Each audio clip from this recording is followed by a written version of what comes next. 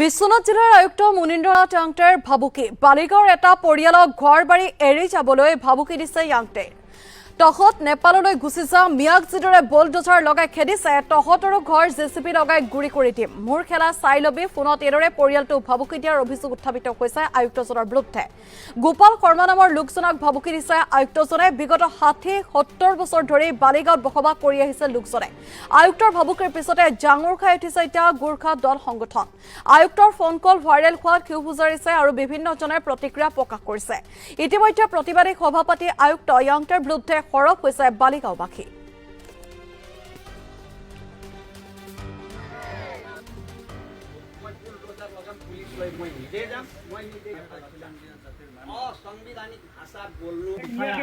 Bulldozer লৈ খেদিছে ন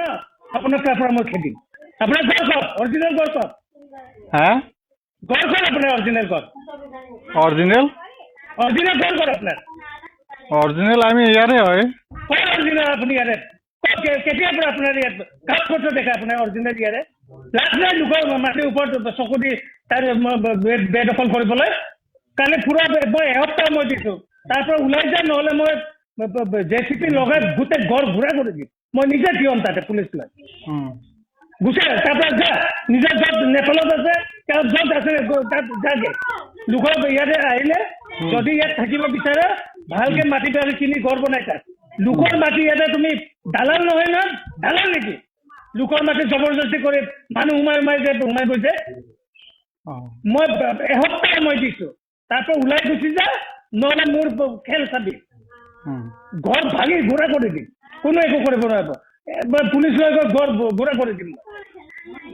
এই মিয়াকেইটাক যেনেকুৱা বুলডোজাৰ লৈ খেদিছে ন আপোনাৰ তাৰ পৰা মই খেদিম আপোনাৰ ঘৰ ক'ত অৰিজিনেল ঘৰ ক'ত ঘৰ ক'ত আপোনাৰ অৰিজিনেল ঘৰ অৰিজিনাল অৰিজিনেল ঘৰ ক'ত আপোনাৰ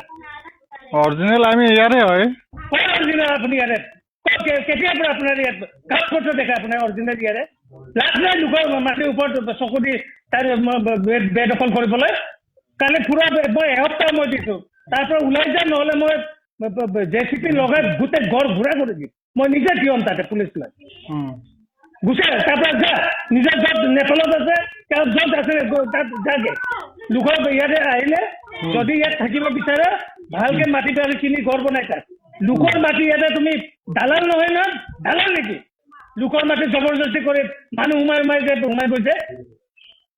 মই এসপ্তাহ মই দিছোঁ তাৰ পৰা ওলাই গুচি যা নহ'লে মোৰ খেল চাবি ঘৰ ভাঙি ঘূৰা কৰি দিম কোনো একো কৰিব নোৱাৰিব পুলিচ লৈ গৈ ঘৰ ঘূৰা কৰি দিম এই পৰিয়ালটোৱে আজি কেইবা বছৰ কেইবা দশকো ধৰি প্ৰায় 5টা দশক 6টা দশক ধৰি ইয়াতে বসবাস কৰি আছে তাৰ পাছতো 1982 চনত কোনোবা এটা পৰিয়ালে এই মাটিটোৰ নিজৰ নামত ম্যাদি কৰিলে তাৰ পাছতো কিন্তু এই পৰিয়ালটোৰ প্ৰায় গোপাল শৰ্মাৰ পৰিয়ালটোৰ প্ৰায় কণ্টিনিউৱাছলি অসম চৰকাৰৰ ৰাজহ বিভাগে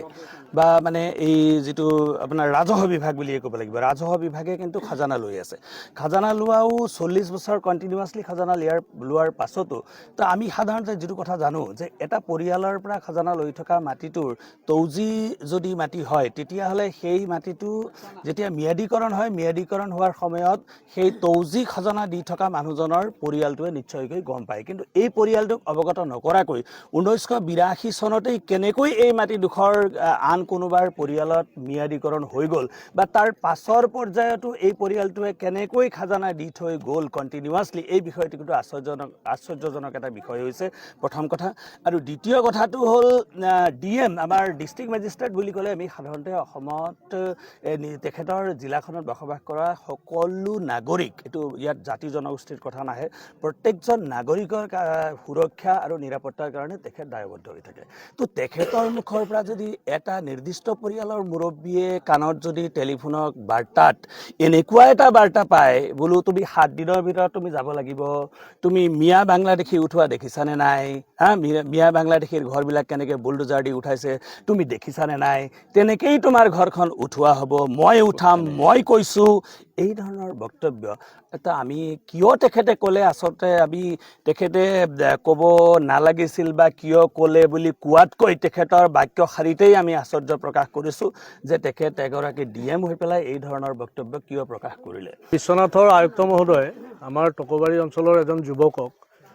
ফোনত কিছুমান বক্তব্য ৰাখিলে, ফোনত তেখেতে ধমকি দিছে কেইটামান। এইটো কথাটো আমাৰ অকণমান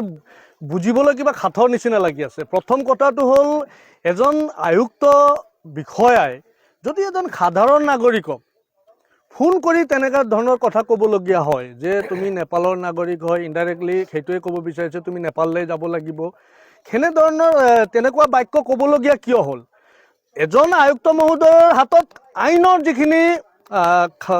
শক্তি থাকে, তেখেতৰ আইনৰ যোগেদি তেখেতে এই গোটেই কামখিনি কৰিব লাগিছিলে। যদি সঁচাকৈয়ে সেই হোজা চিধা সেই গাঁৱলীয়া মানুহজন যদি দুখী আছিলে বা অথবা তেখেতে যদি বেলেগৰ মাটি দখল কৰিছিলে, তেতিয়াহ'লে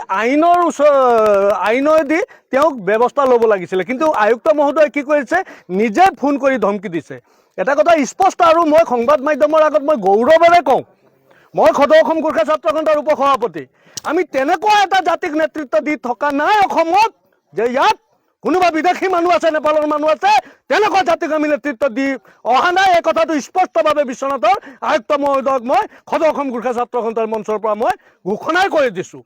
যদি তেখেতক গোৰ্খা জাতিটোক লৈ পেলাই যদি কিবা তেখেতক ক'বলগীয়া আছে, গোৰ্খা জাতিটো যদি বিদেশী হয় বুলি প্ৰতিপন্ন তেখেতে কৰিব পাৰে, তেতিয়াহ'লে আমি কিন্তু ইতিহাস আৰু আমাৰ হাতত থকা নথিখিনি লৈ আমি তেখেতৰ লগত বহিবলৈ আমি সাজু আছোঁ। আমাৰ বিশ্বনাথ জিলা আয়ুক্ত মহোদয়ে যি